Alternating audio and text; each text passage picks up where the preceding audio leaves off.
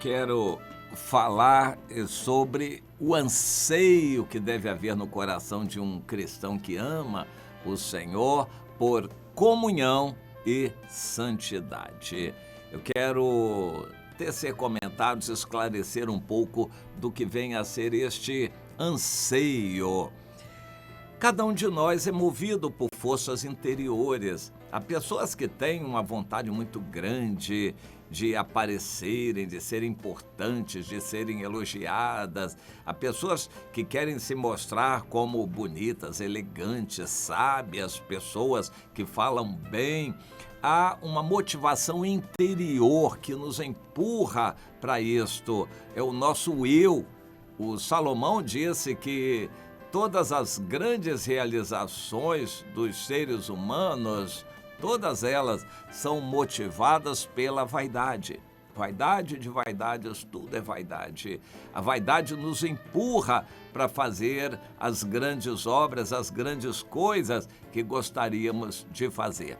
Mas quando nós cremos no Senhor e nos arrependemos de nossas vaidades, de nossa vida passada, de nosso eu, então nós nos entregamos ao Senhor e Ele nasce em nós com a nova natureza e a vida espiritual que passamos a ter. Essa vida espiritual, com o Espírito Santo morando em nós, nos impulsiona para certas direções. E nós deveríamos gostar de sermos dirigidos pelo Espírito Santo. Aliás, o apóstolo Paulo, em Gálatas 5,16, nos exorta a isto: andai em espírito e jamais satisfareis a concupiscência da carne. Andai em espírito. E, de certa forma, ele nos entrega essa responsabilidade. E não é muito fácil, porque ele mesmo, Paulo, disse: eu quero andar nessa direção, mas eu tenho o pecado dentro de mim, a minha carne, que me puxa na outra direção.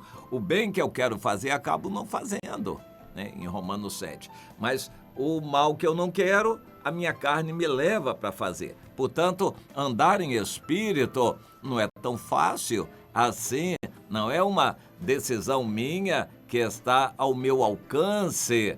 Cada cristão vai aprender isto, que precisa dos seus irmãos, que precisa do Senhor para você poder viver em espírito. Não é uma questão apenas individual, como se você pudesse viver em espírito no meio de um ambiente totalmente carnal e contaminado.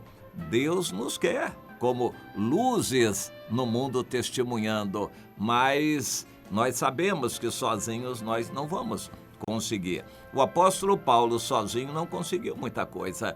Ele decidiu não viver sozinho, ele precisava de companhia, de irmãos ao seu lado. Como ele não era casado, ele dependia de irmãos que estivessem ao seu lado, ajudando-o na obra do Senhor. E quando ele tinha apoio, ele era bem mais ousado na obra.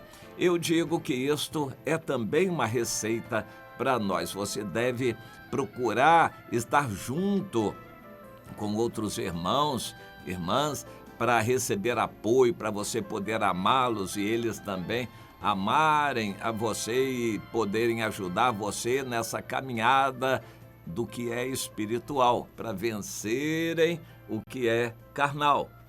Eu quero ler em 1 Tessalonicenses 3, a partir do versículo 11, o que o apóstolo Paulo escreve. Ora, o mesmo Deus e Pai e Jesus, nosso Senhor, nos dirijam o caminho até vós. E o Senhor vos faça crescer e aumentar no amor uns para com os outros e para com todos, como também nós para convosco. É interessante.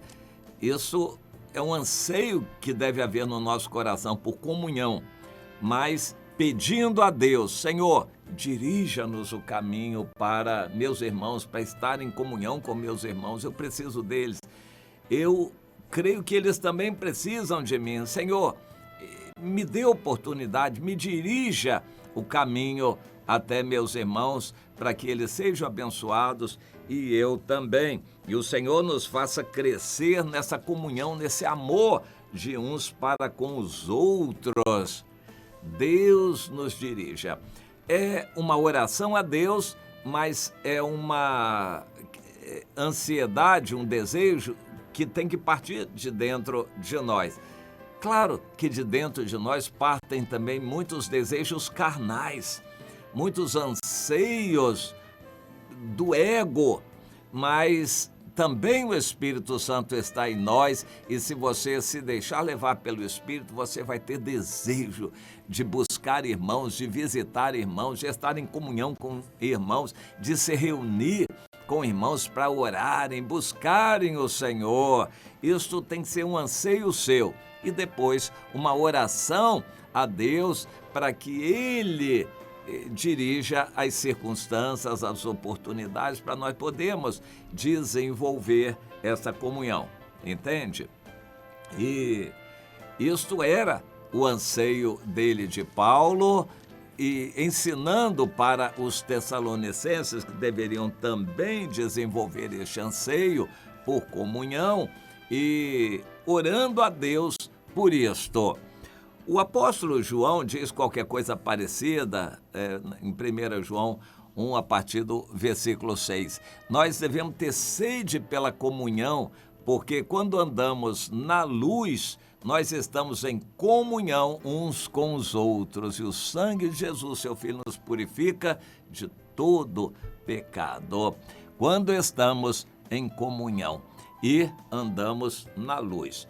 A condição para estarmos em comunhão é andarmos na luz. Se você é uma pessoa misteriosa, que se fecha, que não abre seu coração, não conta suas intenções, você não vai estar em comunhão. Eu conheço muitos obreiros que não se abrem. Eles não têm coragem de dizer a verdadeira intenção. Um quer ganhar dinheiro com o evangelho, se aproveitar de situações. Outro quer ser grande, ter o seu ministério exaltado. Eles não confessam isso porque não é bom. Eles não têm coragem de confessar, mas eles são movidos por vaidade, por interesse. Querem dinheiro, querem engrandecer o seu ministério, querem ser importantes. Eles não confessam, não andam na luz. O ministério deles não vai ser abençoado pelo Senhor Jesus. Eles não andam na luz, eles não podem confessar essa verdade. Se for ameaçado tirar o ministério deles, eles entram em pânico. O ministério é a propriedade deles, é o ganha-pão, é o interesse, é a glória deles. E eles não abrem mão, eles não dizem, Senhor, envia-me a mim.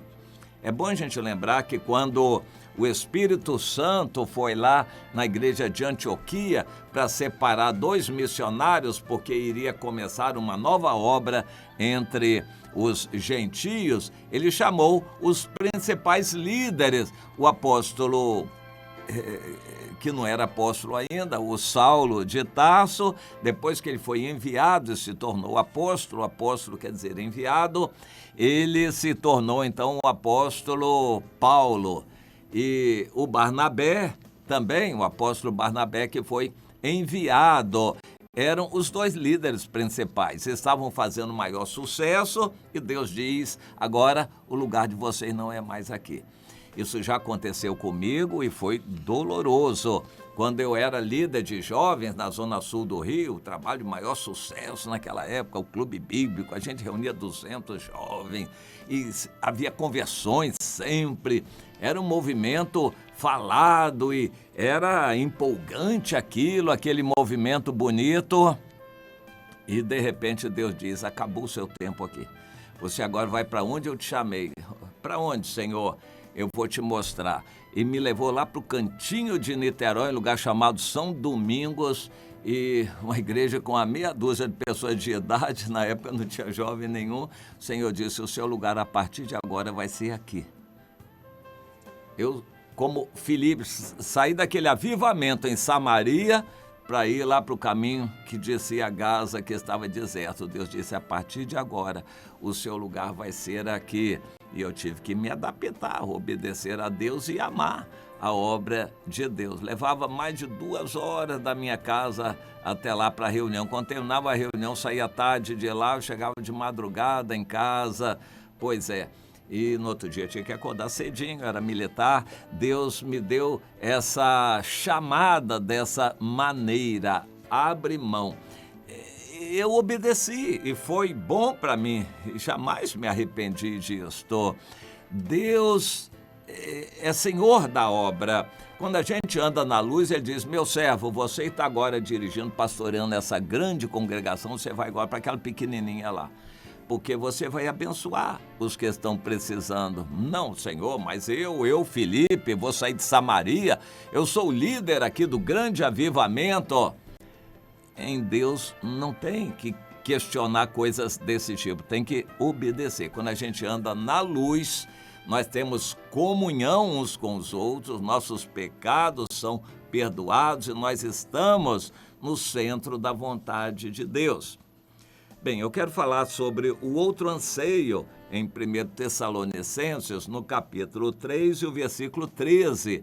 Tudo isso diz o apóstolo Paulo, esse anseio de comunhão e gerando orações nesse sentido, para Deus nos dirigir aos irmãos, para amarmos os irmãos. Tudo isso tem um propósito, versículo 13, a fim de que o vosso coração seja confirmado em santidade, isento de culpa, na presença de nosso Deus e Pai, na vinda de nosso Senhor Jesus com todos os seus santos. Bem, Deus nos quer isentos de culpa, preparados para a segunda vinda, e enquanto isso, o nosso coração precisa ser confirmado em santidade também, para ser isento de culpa, confirmado em santidade. Tem que haver esse anseio em nós: Senhor, eu quero a tua vontade. O Senhor diz, então se separe. A vontade de Deus é a vossa santificação. Está mais adiante, no capítulo 4, versículo 3. A vontade de Deus é a vossa santificação. Que você se separe do mundo, deixe os prazeres do mundo, as grandezas do mundo, tudo aquilo que é agradável no mundo. Deixe. Concentre-se no Senhor, consagre a sua vida a Ele, tenha prazer na santidade. Você sozinho não vai conseguir se santificar, você vai precisar do Senhor agindo, mas você vai orar nessa direção. Você vai se consagrar a Deus, consagrando cada dia uma coisa. Uma vez você consagra Coca-Cola, que nunca mais vai tomar, porque é supérfluo. A partir dali você vai tomar sua água pura. Você consagra suas roupas, que não vai mais usar aqueles brinquinhos, aquelas bugigangas que são exteriores e que não são necessárias. Você vai consagrando seu modo de falar, não vai mais usar aquelas gírias e linguagem mundana.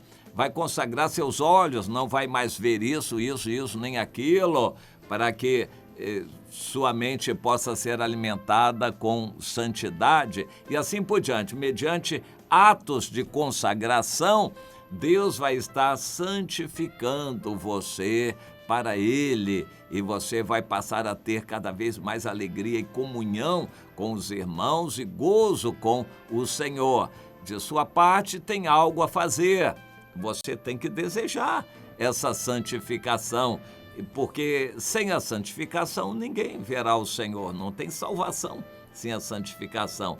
Hebreus 12, 14. Você tem que caminhar nessa direção de se santificar. E não depende só de você, mas o querer depende de você, porque Deus já está operando. Então você vai querer, você vai ter este anseio, vai se consagrar mediante atos concretos e Deus vai santificar você e com isso estará garantindo a sua salvação. Sem a santificação ninguém verá o Senhor. Um crente muito misturado com as coisas do mundo, gostando das coisas do mundo, eu tenho sérias dúvidas de que ele vai ser salvo. Somente em algumas doutrinas libertinas que há por aí, doutrinas que barateiam a graça, é que uma pessoa com coração no mundo pode ser salva. Para mim, no meu entendimento, sem a santificação, ninguém verá o Senhor. Não há salvação para quem não se santifica. Deve haver esse anseio em você, mas a completação dessa obra depende de Deus. Então você deseja e ora pedindo que Deus dirija você no caminho da santificação. Então, em resumo, esses 3 versículos, 1 Tessalonicenses 3, de 11 a 13, nos dizem isso. Tem que haver um anseio de sua parte pela comunhão com os irmãos, em querer estar junto com os irmãos, amar os irmãos, e também pela santificação, se separando do mundo. No fundo, as duas coisas estão juntas. Se você deseja estar com os irmãos, tem que se separar do mundo. E se você deseja se separar do mundo, vai dedicar mais tempo à comunhão dos irmãos. E a partir daí você vai orar para Deus tornar isso possível, e Ele vai fazer isso acontecer para você ter comunhão e santificação. E você vai ser muito feliz nisso junto a Deus. Mas tem que haver uma decisão de sua parte. Você tem tomado decisões nessa direção, meu irmão, minha irmã?